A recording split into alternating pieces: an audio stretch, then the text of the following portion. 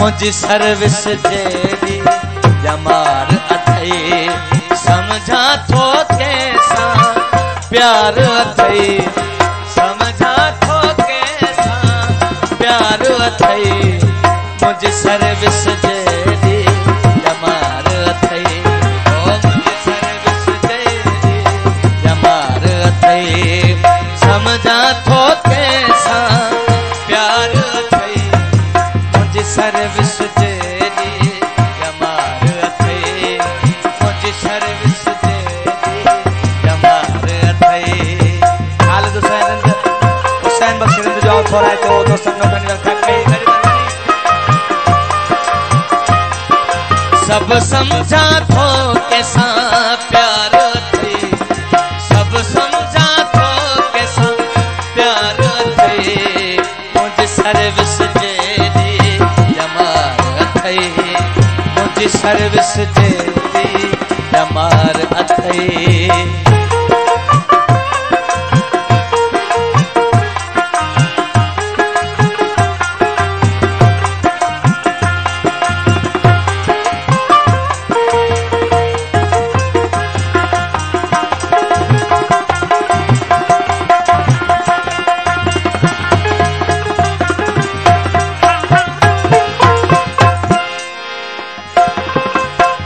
लालच वारी यारिया मुखे तुझी हकीकत सारी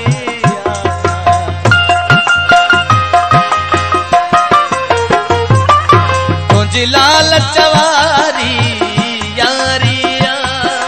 मुखे तुझी हकीकत सारिया बंद मुठ में न थींदी वारिया मुठ में न थींदी वारिया तो में गलतियों हिक न हजार अथई मुझी सर्विस जेडी जमार अथई मुझी सर्विस जेडी जमार अथई सब समझा थो कैसा प्यार अथई मुझी सर्विस जेडी जमार अथई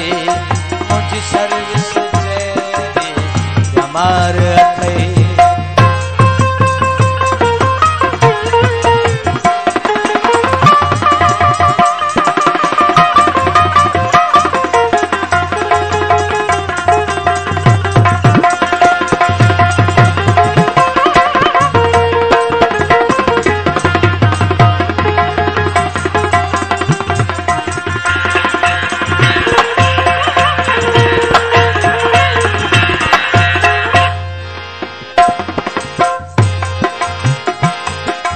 जिते पढ़ंदो हुए उते पढ़ाया थो तोखे ना है खबर मां ॿुधाया थो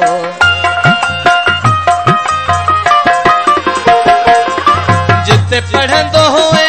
उते पढ़ाया थो तोखे ना है खबर मां भाया थो कन ॾेई ॿुध मां जो ॿुधाया थो कन ॾेई ॿुध जो मां ॿुधाया थो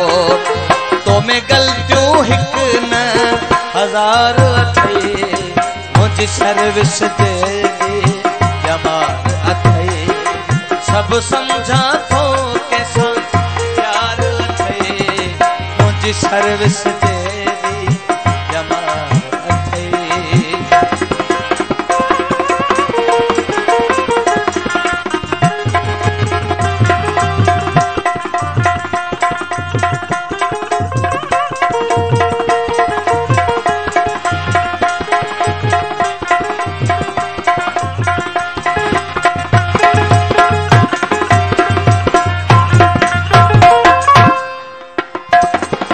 तुंहिंजो ॾोह कयो कहिड़ो आहे तुंहिंजो रोज़ हज़ूर सां छेड़ो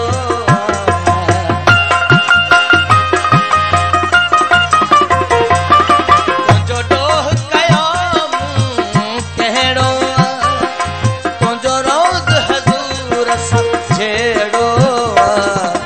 मुंहिंजो हाण ॿुधण ते तुझो हाण बुॾण ते बेड़ो आ तुझो हाण बुॾण ते बेड़ो आ तोसां गॾु आहिनि से